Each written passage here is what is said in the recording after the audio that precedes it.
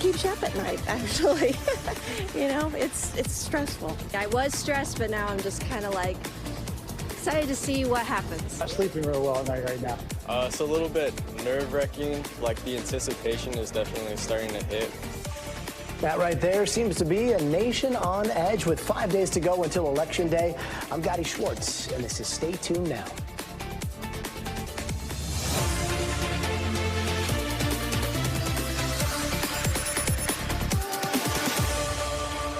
And with a handful of days left before Election Day, both Vice President Kamala Harris and former President Donald Trump were out west today, and it looks like each candidate is trying to focus in on the other's missteps and drawbacks.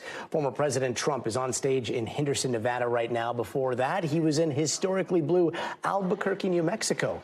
His message today, still trying to connect Harris to comments made by President Biden, where it seemed like he was calling Trump supporters garbage. Do you think she's happy with him? I don't think so. Do you think she feels good about the language that he's been using lately, like calling us all garbage? Can you imagine the phone calls? What the hell are you doing, Joe? Please, Joe. I'm trying, Joe. I'm at a big disadvantage. Trump's expected to join Tucker Carlson for a live hurricane relief benefit in Arizona later tonight. And while Trump is focusing on President Biden's apparent snafu, the Harris campaign is zeroing in on Trump's comments last night about protecting women. Take a listen to what Vice President Harris told my colleague Yamiche Alcindor today. My people told me about 4 weeks ago, I was saying, no, I want to protect the people. I want to protect the women of our country. I want to protect the women. Sir, please don't say that. Why? They said, we think it's very inappropriate for you to say. I said, why? I'm president. I want to protect the women of our country. I said, well, I'm going to do it whether the women like it or not. I'll just speak on behalf of myself, but also the Americans that I speak with every day around our country, regardless of their gender, which is the majority of Americans believe that women are intelligent enough and should have and be respected for their agency to make decisions for themselves about what is in their best interest and not have their government, and certainly not Donald Trump, telling them what to do. Like Trump, Harris was also in Arizona today, but right now, this is a live picture. She's in Reno, Nevada, where she's expected to take the stage at any moment before ending her night in Las Vegas alongside superstar Jennifer Lopez. And let's bring in NBC's Gabe Gutierrez from Reno, Nevada. Gabe, we already know that there's this huge gender divide when it comes to support for Harris and support for Trump. How is the Harris campaign painting Trump's comments last night to women as offensive? Well, Gadi, the Harris campaign is really seizing on those comments. We saw it throughout the day. Vice President Harris telling reporters that it was offensive, repeating that message in the interview with my colleague Yamiche Alcindor, saying that former President Trump is devaluing women's ability to make decisions. So this is something that the Harris campaign feels will resonate with voters in these closing days of the campaign. And they had been pushing that message of abortion rights over the last several months, where they feel this really crystallizes it. And again, they plan to hit that message hard over the next few days, Gadi. And Gabe, when it comes to the voters, is that resonating with the voters that you've been talking to?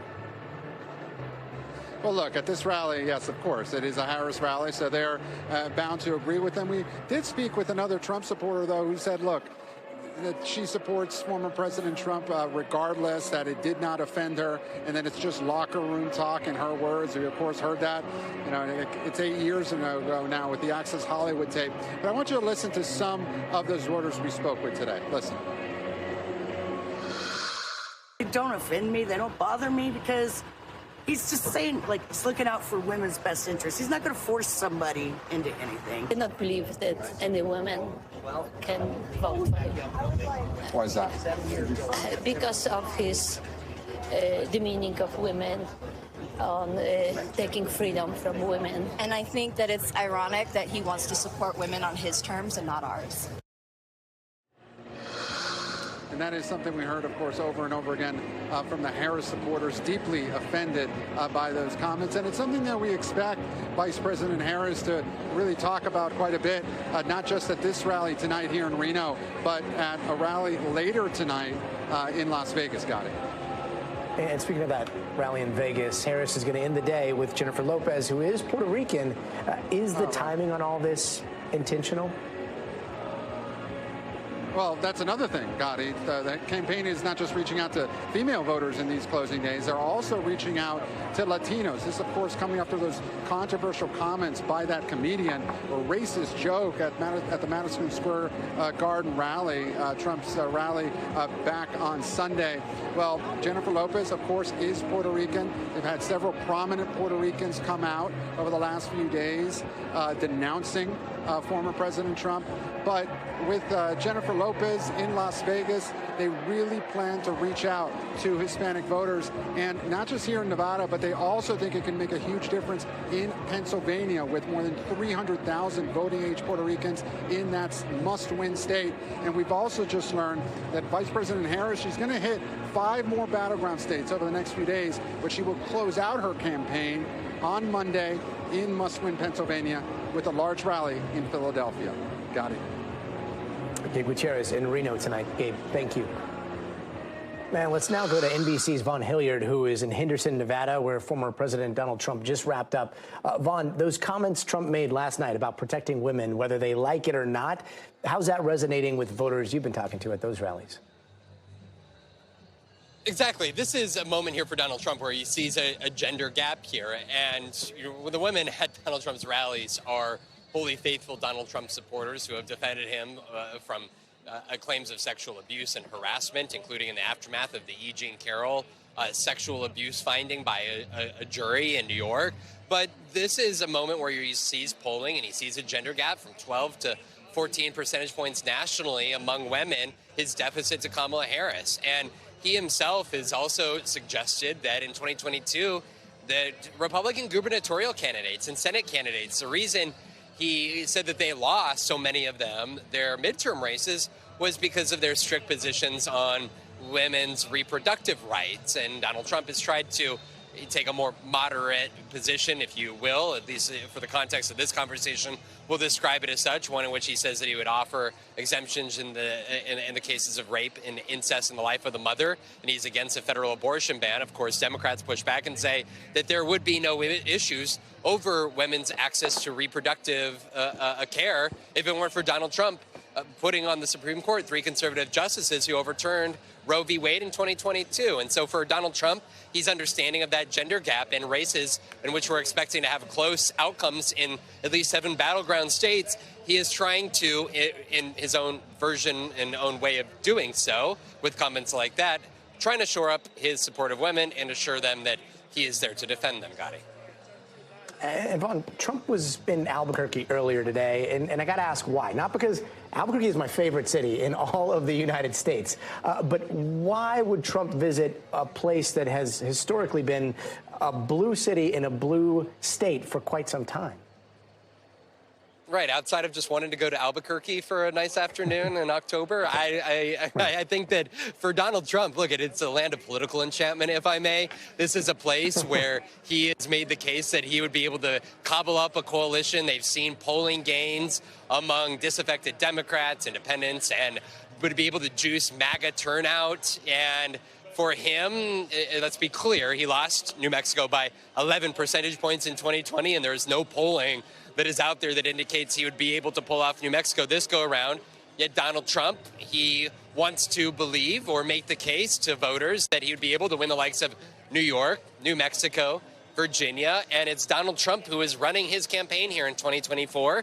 And so if he wants to have a rally in New Mexico, well, 4 days out, that's exactly what happened. This is, we should note, Gadi, his last West Coast swing here with stops in Nevada, Arizona, and New Mexico before focusing the rest of this campaign trail in the likes of the Midwest, Georgia, and North Carolina, Gadi. And Vaughn, I don't think I'd be a Burqueño if I didn't mention something that the city there has been talking about for quite some time. As I understand it, Albuquerque, the city, he's got a bunch of unpaid bills for rallies that go back years, that are in the hundreds of thousands of dollars. I believe the city of Albuquerque took him to collections. There's other cities like El Paso that have also asked for that money to be paid from years ago. Do you know anything about where that stands? Right. The mayor of Albuquerque, ahead of Trump's visit here today, noting that almost $500,000 worth of outstanding expenses that the city is owed by the Trump campaign from past election campaign activities over the years. We have seen this in the likes of Mesa, Arizona, as well as El Paso. We have seen several different cities that have said that they are owed by the Trump campaign. But at this point in time, until there's a true action or collections actually comes across over to the campaign, we have not seen the Trump campaign willfully use any of their finances to make good on any of those debts that these cities say that they are owed by Donald Trump. And we're 4 days away from knowing whether he's going to be back in the White House or not. So I think this is going to be an outstanding issue for those cities in the Trump campaign, Gadi. Vaughn Hilliard in Glendale, Arizona tonight. Vaughn, thank you. Today, Vice President Harris and former President Trump zeroing in on battleground states where they are making their push for critical groups of voters, especially one in particular, Latino men. A growing number of Latino men across the United States say they will be voting Republican this election cycle, with a September NBC News poll showing declining support for Democrats this cycle compared to 2020. And with the race in Arizona looking like a dead heat, the stakes could not be higher. NBC News correspondent David Noriega has been spending time in battleground Arizona to hear what Latino voters are saying there. Here he is. Even with voting well underway in key swing states, both campaigns are still scrambling for a small but crucial slice of the vote: Latino men. And I'm so proud that we're getting support from Latinos like never before. Part of the agenda that I've rolled out that I am very aware how it would affect Latino men, for example. Materials for all different roof systems. Men like Gustavo Portillo, a manager at a roofing supplies company in Tucson. He's not Donald Trump's biggest fan, but he'll be voting for him anyway. What's the main issue motivating you to vote? To me, the main topic will be economy, because I live on it pretty much on a daily basis. Like the increasing on groceries, the increasing of rents, the increasing of materials that we sell to our customers. In the last 8 years, Trump has made steady gains with Latinos.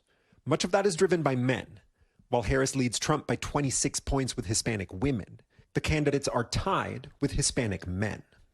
Trump is especially popular among young men without college degrees, like 33-year-old first-time voter Chris Gonzalez, an employee at Gustavo's roofing supply company. I love that he's not censored by anybody. Do you think some of the things he says are offensive or inflammatory? I think he can be over the top sometimes, but that's just one of the reasons why I like him. Some view Donald Trump's gains with Latinos as part of a historic realignment. Others are more cautious, waiting to see whether election results match the polling. The Harris campaign knows that they've been losing these voters, and they need to invest heavily into preserving as many of them as possible in the home stretch before the vote. We've got 6 Spanish phone banks a week. We've got a Spanish team of volunteers dedicated to reaching Spanish-speaking voters. So we're being super intentional about our outreach here to make sure that people turn out and vote. In Spanish-language TV ads, the Harris campaign has far outspent its rivals. It launched an initiative called Hombres con Harris, with much of the messaging focused on the economy, and it's pulling in celebrity heavy hitters. And on some issues, like protecting immigrants already in the U.S., Harris polls much better than Trump. We have a lot of family that are dreamers, and if Trump gets his way, he's going to get rid of them. But the Harris campaign's closing message hasn't made its way to Chris Gonzalez. And he wouldn't buy it if it did. I think if Kamala gets into office, I don't think much will change. I think it'll get worse. In a state that Biden won by less than 1/3%, it's one of this year's biggest questions. Will there be enough voters like Chris to carry Trump back to the White House? And David Noriega is joining us now here on set. So, David, Trump won Arizona in 2016. Then President Biden won in 2020. That one was for about 10,000 votes or so. What's the path to victory look like for both of them this time around? It was an extremely narrow victory in Arizona last time for Biden, which is one of the things that makes it such an unpredictable state.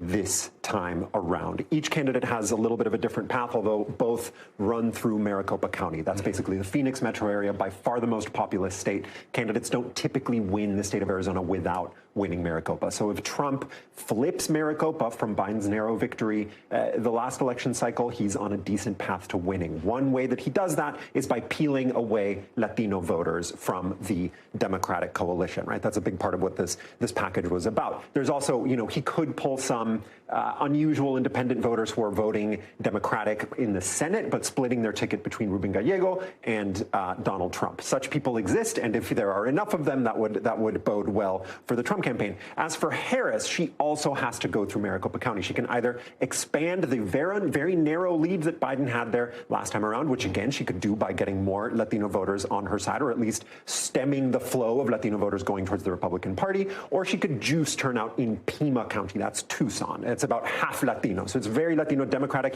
blue stronghold. If she juices turnout there, she'll be in a pretty good spot as well. Pima is about half Latino compared to Maricopa. Maricopa's 1/3 Latino. Either way, if you're sensing a theme here, Gadi, the road to victory in Arizona involves, in one way or another, Latinos. And Latinos, I mean, it's 2 million Latinos there for the 7 million voters that Arizona represents.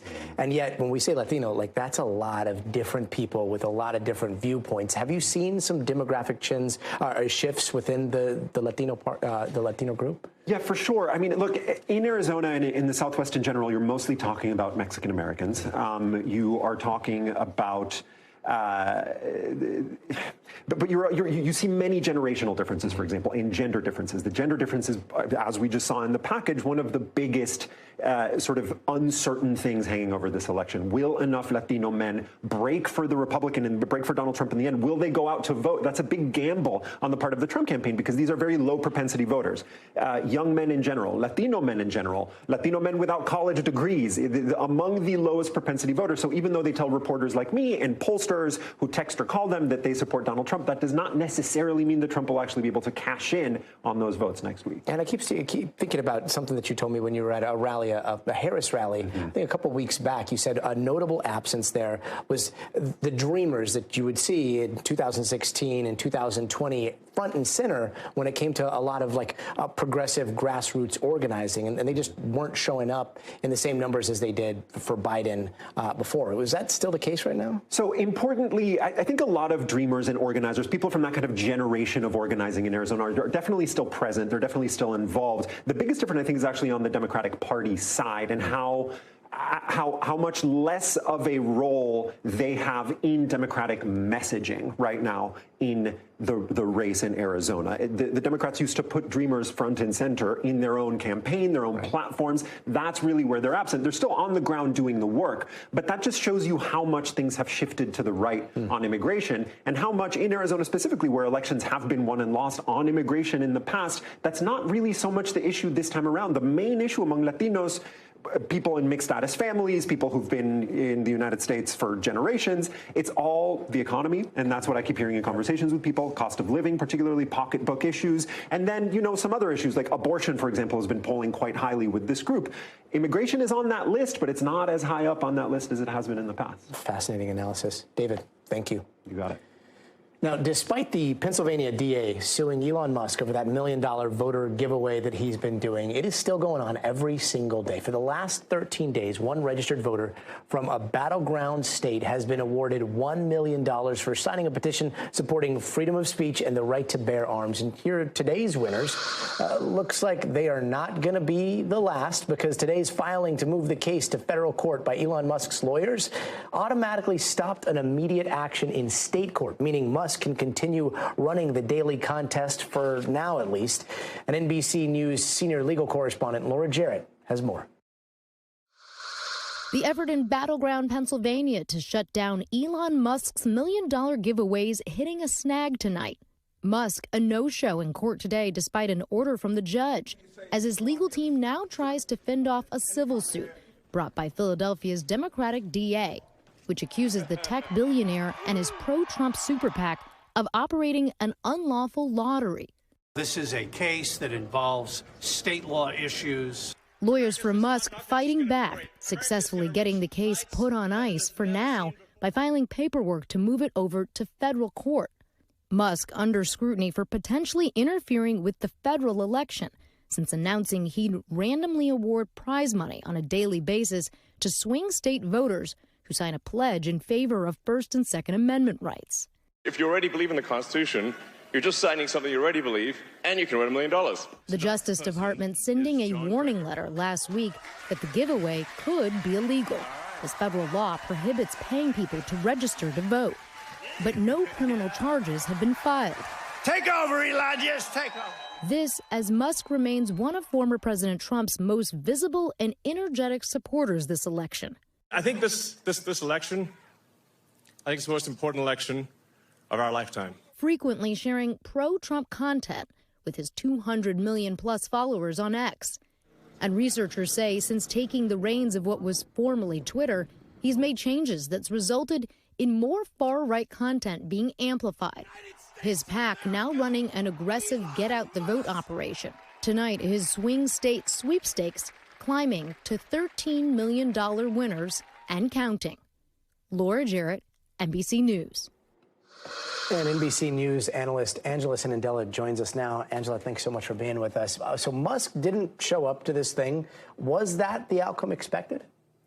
So, yeah, look, I think the outcome today was very expected, and not at all because this lawsuit is just so weak and Musk's case is so strong, but it really comes down to Musk's defense team here being strategically brilliant. Because whether or not the federal judge decides to actually take this case, because the federal judge could actually just kick this case back down to the state court and decline to take it, his arguments for having the case moved to federal court were strong enough that the state court had to pause to let the federal judge consider whether or not they would take the case. Now, what his argument was that even though this lawsuit is alleging violations of state law, of consumer protection and public nuisance, that what the DA was really alleging, that the meat of it was federal interference in a federal election. And so as a result, that then would have to be heard by a federal law. That's not something that a state court could consider. So I think the outcome of this pause today, of the judge's decision,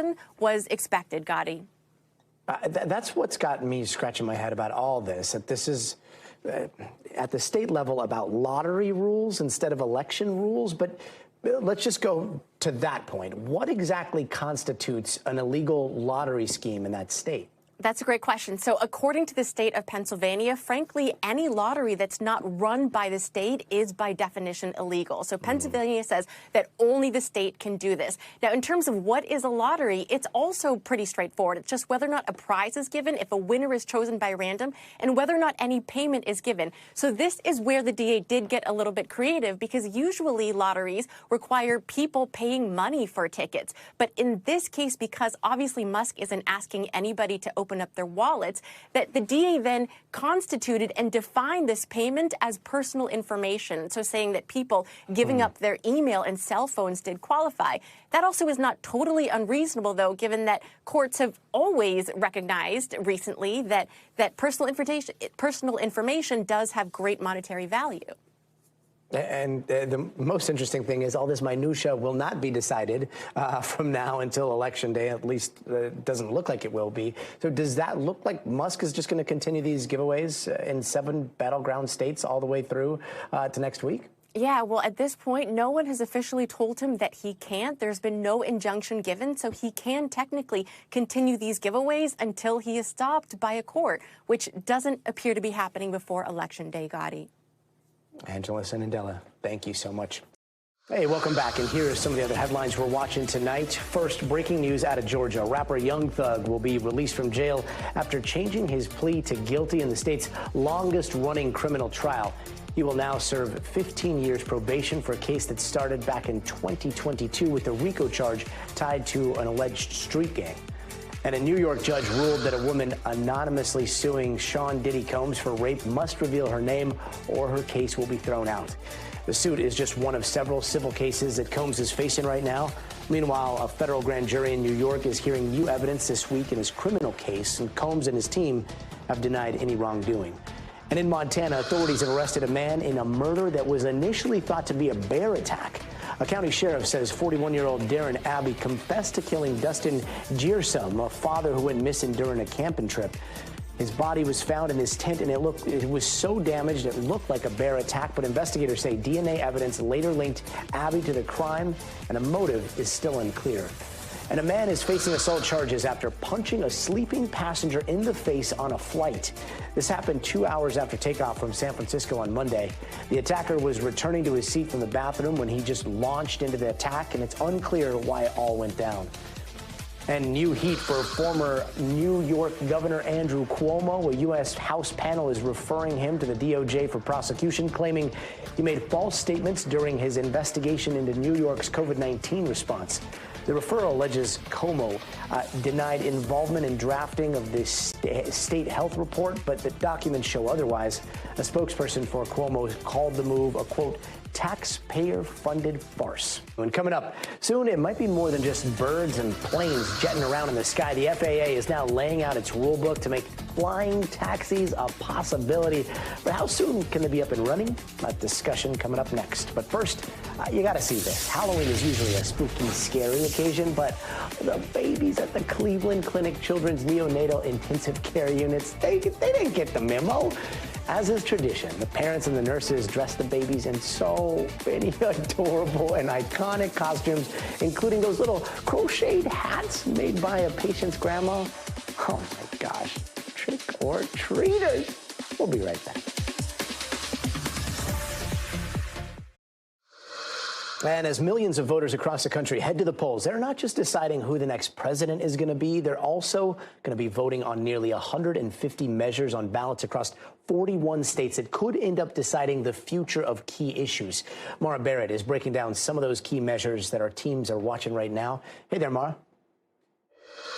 Gadi, covering policy issues like this is one of my favorite things, and we'll get to see exactly what voters are looking for, what they really care about in their responses after this election day on these measures. Now, 150 ballot measures is a lot to walk through in just a couple of minutes, but I want to highlight the key ones that we'll be watching for after next week. A big one that we've been talking about on the campaign trail is immigration. Arizona is the only state that has a question around immigration on their ballot, but it's one that has really high stakes. The question is looking to increase the use of their employment eligibility database, and they also want to enable local law enforcement to be able to detain and deport undocumented border crossers. Right now, that's a federal responsibility, and so there could be a lot of change that comes out of that. Now, as you're going to vote, there are a lot of ballot questions around voting restrictions or looking at voting rights specifically. It's across several states, red states specifically, Idaho, Iowa, Kentucky, Missouri. They're looking to basically explicitly lay out that only American citizens are able to vote in their elections. I don't know, but apparently I need to make it explicitly clear that that is what is currently legal. It's illegal for non-citizens to vote in states and in national elections. And in any case that does happen, it's extremely rare.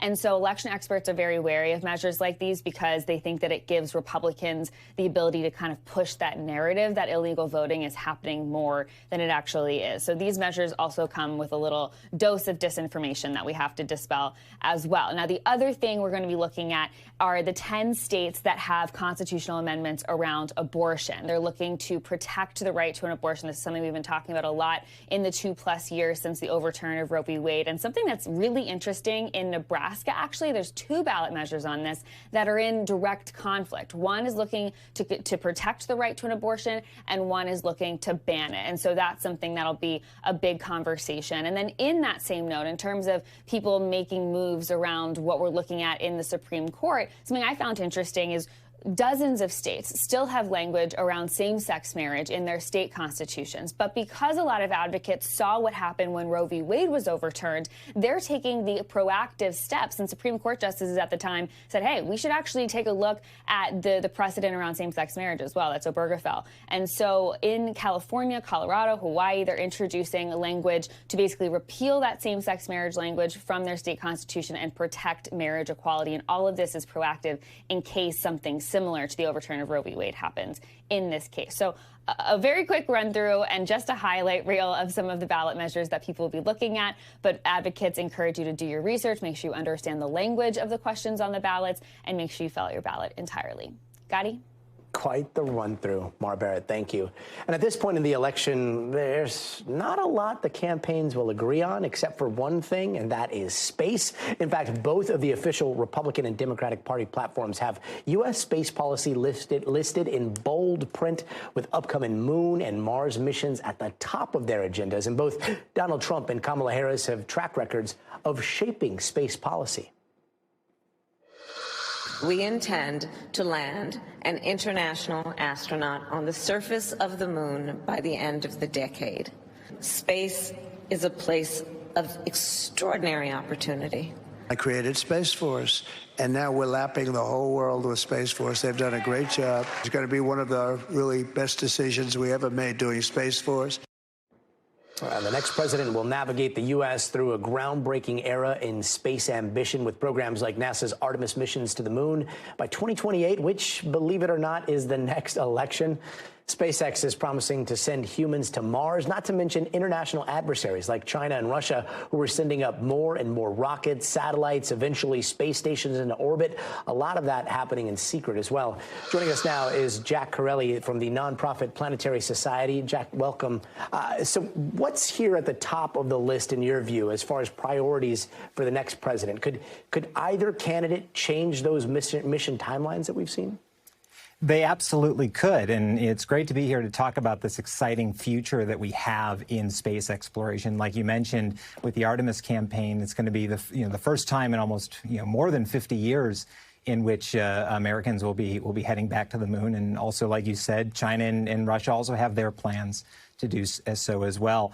Now, I'm also really interested in these questions of NASA's budget and workforce concerns that have been highlighted in recent reporting from independent agencies such as the Government Accountability Office and the National Academy of Sciences. NASA is facing very strong challenges, and not all of them are technical. And so the next president's going to have an opportunity to be a real leader on space and get Artemis on track, and a bunch of other science missions like the Dragonfly mission to Titan and NEO Surveyor, looking for potentially hazardous near-Earth objects. And when it comes to the privatization of space travel and, NASA and publicly funded space endeavors, do you see a clash on the horizon? It's less of a clash and more of a collaboration is the way that I see it. The commercial space sector has been able to radically reduce costs for the government in a number of areas, launch being probably the most prevalent. And it's exciting that we have now multiple options on the horizon for future destinations for astronauts in low Earth orbit. And let's not forget the CLPS program. The Commercial Lunar Payload Services program was just earlier this year. It landed the first American payload on the moon since 1972. And so it's really exciting to see what commercial's capable of and how they're going to be able to work with NASA to make sure that we can achieve these amazing things in space. And when you compare space policy resumes, what does the Trump versus Harris resume matchup look like?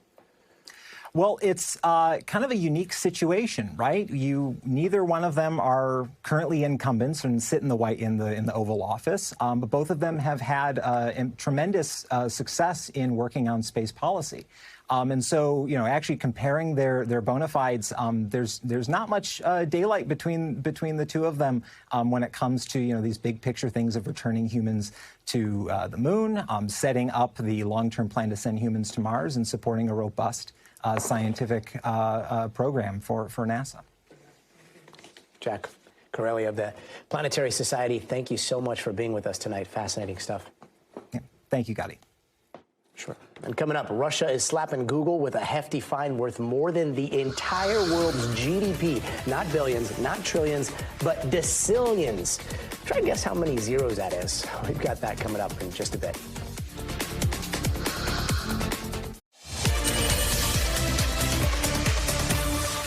And in tonight's Future of Everything, we are talking transportation. And whether you're thinking about Los Angeles's notorious traffic or bumper to bumper across New York City, you know how painful that can be. But what if you could just bypass the gridlock entirely?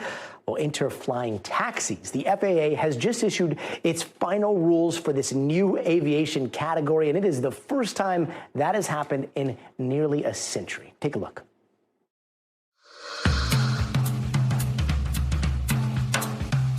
America sees another new marvel of aviation. It's been 8 decades since aviation first saw whirling blades lift humans into the heavens. The Sikorsky helicopter. The takeoff, 90 degrees straight up. An engineering breakthrough back then, centuries in the making, inspired by the speed and agility of the hummingbird. The poised suspension in the air of the little bird that started Leonardo da Vinci drawing helicopter plans 500 years ago. Since the helicopter and airplane before that, only 2 types of flying machines have been regulated by the FAA. Powered lift combines the vertical takeoff of helicopters with the cruising power of airplanes. It's all electric, fuel-free, and can travel more than 100 miles with minimal noise. The acoustic signature is core to being able to land where our customers want to go.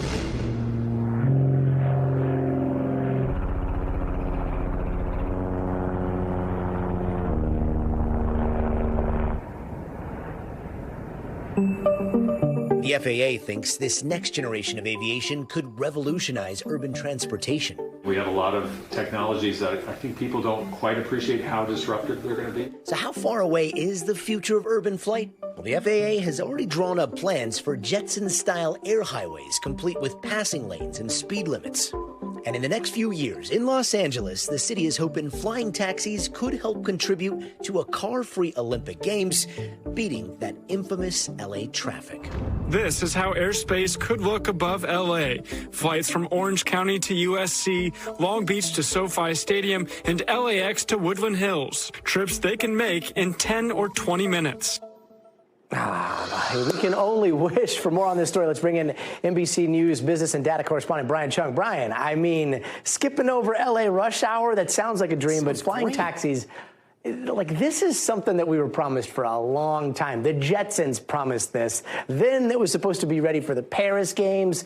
Your expertise is separating that VC hype from reality. So how close are we to this becoming something that we can do on a daily basis? I mean, honestly, Gadi, not that far, because the FAA regulations and that framework that they put in place for this technology is really the first and huge major piece in getting this technology out there. And the companies say they could be ready to go pretty soon as well. You have Joby, who you just heard from. They are basically as optimistic as 2026 in getting these things out there. They already have some pilots planned in the UAE. So this technology is here. It's just kind of making sure that the regulatory framework is there so that there's a safety protocol around this type of technology, because it is novel. I mean, you kind of outlined it just now, but what makes this so different is that, well, it's basically a big drone. The mechanics of all those turbines, they can move. They're very nimble, but they're also quiet. That's a reason why this is such a distinct technology from helicopters. Helicopters can't really operate in urban environments because of the noise that will disturb all these neighborhoods. But if these are so quiet, you could basically have small helipads with a narrow footprint right in the heart of the city to get you from, let's say, the Dodgers Stadium parking lot in Chavez Ravine over to the 405 in Santa Monica pretty quickly. I mean, that would be incredible. And you've got 2 leading air taxi developers. You've got a lot of other companies, too. But there are some big deals in the works here, right? Yeah, and look, there are a number of other companies that are trying to get in the space early, at least ink some partnerships with these companies like Joby, for example. In that space, you're hearing from the likes of Toyota and also Southwest. These are companies that have announced partnerships. Toyota with Joby, they've got $500 million in that company. Southwest working with Archer, with another company. I want to point out that these are electric air taxis as well. This is really exciting because you wouldn't have to use too much fuel, as some of the current technology is pretty hungry for. And another point I want to bring up here, Gadi, these will be manned aircraft. They're not going to be automatic or this robo-taxi type of thing. I think when we think about electric vehicles, you tend to think about automated driving as well. That's not the case for this. The FAA wants to make sure that there are people in these aircraft to get you from point A to point B. But again, very exciting. This could really change the landscape of city environments like in LA and also New York very soon. It's got my wheels spinning. You know, you and I are always trying to come up with a company idea. Parachutes. This could be one. Like, we should start making parachutes. Maybe the aerospace stuff is a little bit tough, but your style, my willingness to, I don't know, jump out of drones, we could make how about like a parachute right? with like a fan so that we can actually like guide ourselves? You know, we could test it over Venice Beach and see if we can actually like, you know, make it work. There we go. Coming soon. All right, Brian Chung, thanks so much, man. And finally tonight, we are talking about the future of food waste and maybe even the future of food. The U.S. throws out 92 billion pounds of food every single year, and that costs our economy hundreds of billions of dollars. But what if there was a way to repurpose that food and extend its shelf life using fungi? Well, that's exactly what a group of chefs and scientists are trying to do in New York at a lab inside a 2-star Michelin restaurant. Our friend Maya Eaglin had a chance to check it out herself. Hey, Gadi, yeah, it sounds unappetizing at first, food waste and fungus, but this research and project that's just getting started has a much bigger mission, helping to reduce food waste that has negatively impacted our climate footprint. Take a look. Blue Hill Restaurant at Stone Barns is famous for its innovative cuisine, wealthy clientele, and now fungus grown on food waste. If I saw this for the first time, I would not think this is food. This is a fungus that is most common in Indonesia. It is used to produce a food called oncom. You grow the fungus on different forms of food waste, everything from stale bread to leftover rice from our staff meal. When you say leftover rice, is that coming off of someone's plate, or is that leftover in the pot? It is leftover in the pot. The fungus grows in about 2 days. So this is essentially oat bran. Leveling up the nutritional value of foods like this rice bread. There's a final product in here? Yeah, so this is the incubator where everything is basically growing over the course of the 2 days it takes. And this allows us to control the temperature and the humidity so that it's the perfect growing conditions for the fungus. You can eat it raw, but the chefs here serve it pan-fried with a dash of salt. But the most important question, how does it taste? It doesn't taste bad, but it's definitely interesting. I think seeing it before, that has kind of a whoa factor to it, but it tastes fine. No, I mean, this is very familiar to me. This looks like cheesy toast. So why even eat this fungus in the first place when cheesy toast is an option? In the U.S., we throw out nearly 40% of our food supply every single year. That contributes to increased greenhouse gas emissions, higher risk of compromising our water supplies, and major economic losses. So there's a lot of different things that this fungus can grow on. Blue Hill partnered with neurospore expert Dr. Vayu Hilmaini to develop this process. What we found is that it can grow on many, many other types of waste substrates. You know, cashew milk waste, oat milk waste, fruit and vegetable, juice waste. The other thing that we found is that the fungus is safe. It doesn't produce any toxins. And then finally, we did some sensory trials. We tested this fungus with people in Denmark who found it quite delicious and quite appealing. So we sort of checked the boxes of it grows so many different things, it's tasty and it's safe. I have to ask you about the ick factor here. How do you get people over the mental hump of being open to trying something like this? So our job as chefs is to take that unfamiliar and make it familiar. I think the first step in doing that is it has to be delicious, and that's what we're working on. So our criteria, our bar is this something that you want another bite of? Still, the cost to try these creations at this fine dining restaurant could be out of reach for the average American. Price point, though, what are we talking about? We're thinking of doing something in the cafeteria that you could come in and just buy in the form of bread. So that might be $5. And then if you had a meal here, you're looking at a couple $100. I think the point of this work is to be able to spread these ideas, not necessarily scale them. That, for us, is incredibly important. How can the things that we make in this lab be delicious so that people actually want to go out of their way to purchase them? Bettering our food systems and the environment, one brave bite at a time. I have to tell you, Gadi, I was a bit nervous taking that first bite, but the taste kind of reminded me of a buttery bread with some of those earthy and nutty flavors you get from a very strong cheese. And I actually asked the chefs, what's the difference between the blue and green moldy bread in the back of our fridge and this orange fungus? They told me that blue and green stuff is toxic, it's not safe to eat, but there are no negative attributes with this orange fungus, and they hope more industries start using their research. Gadi? Look, as long as it's delicious, Maya, thank you. That's going to do it for us tonight. I'm Gadi Schwartz. Have a happy and safe Halloween. We'll see you here tomorrow, but until then, stay tuned now.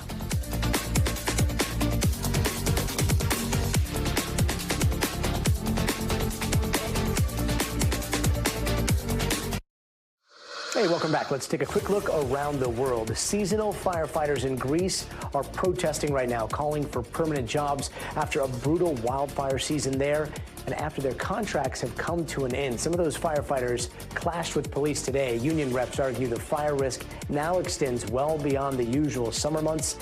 Seasonal firefighters usually serve from May through October. And a Category 4 typhoon has slammed into Taiwan today with winds reaching 155 miles an hour, killing at least one person and practically closing off the island with over 300 international flights canceled. Financial markets were also closed. This was the largest storm by this size to hit the island in nearly 30 years. And in North Korea, the military there tested a new intercontinental ballistic missile today. Officials there say the missile flew longer and higher compared to last year, which seems to advance the capability to strike the continental U.S. North Korean leader Kim Jong-un called the test an appropriate military action, adding the country will never abandon its nuclear weapons. And in Russia, Google is now facing a $20 decillion fine. That number is 20, followed by 33 zeros. Now, that ruling came after YouTube blocked 17 Russian media companies from its platform. The Kremlin told NBC News that the decision is likely symbolic. And in the Middle East, the conflict between Israel and Hezbollah in Lebanon is not winding down, with Israeli authorities saying that rocket barrages from Lebanon killed 7 people today. This comes as senior U.S. officials are in the region pushing for ceasefires in both Lebanon and Gaza. NBC's Matt Bradley has more. Well, for the past several days, the Israelis have been bombarding the eastern part of Lebanon, the Bekaa Valley, where they've killed dozens of people. This is also a Hezbollah stronghold and an area where Shiite Muslims have the majority. But now it looks as though the Israelis are really concentrating a lot of their bombardments there, beyond where they've been concentrating for the past 6 weeks here. In the suburbs of Beirut, right behind me, and also in the southern part of Lebanon. So now we're seeing the Israelis expanding their targets, even as at the same time, we're seeing a renewed push by the United States and other Western leaders trying to find some sort of diplomatic solution, this time focusing not so much on the conflict in the Gaza Strip, but also here in Lebanon. Amos Hochstein and Brett McGurk, 2 of the top envoys from the Biden administration, were in Israel just today trying to find a resolution to the conflict here in Lebanon. And one of the reasons why that we've seen this renewed push is because, well, not just because of the deaths of 2 top leaders, Hassan Nasrallah of Hezbollah here in Lebanon and Yahya Sinwar of Hamas in the Gaza Strip, but also because it looks as though the Hezbollah has decided that they are going to be, what the term that we've been hearing, decoupling their demands from those in the Gaza Strip. Hezbollah had decided that they were going to be bombarding the Israelis ever since October 8th, the day after those October 7th attacks last year. They said in solidarity with Hamas, another Iran-backed group. This time, it looks as though they're now going to be decoupling that demand. They're going to try to have some sort of resolution to the conflict that doesn't involve the Gaza Strip. And we heard this from Naim Qassem, the newly elected head of Hezbollah after the death several weeks ago of Hassan Nasrallah. Now, whether or not that comes to fruition, there's a lot of pessimism, according to the diplomats that I've been speaking to, about whether or not we're going to actually see some sort of resolution. And if there is an agreement, it could be weeks or months before we see it come to effect. Fingers crossed. Matt Bradley, thank you. And before we go, it is time for the future of everything. We are entering a new era of transportation that could be the stuff of sci-fi dreams. Why flying taxis are finally one step closer to becoming reality. Plus, doubling down on food waste, how a Michelin Star restaurant is using a type of fungus to help cut back on throwing out leftover food. That's all ahead, right after the break.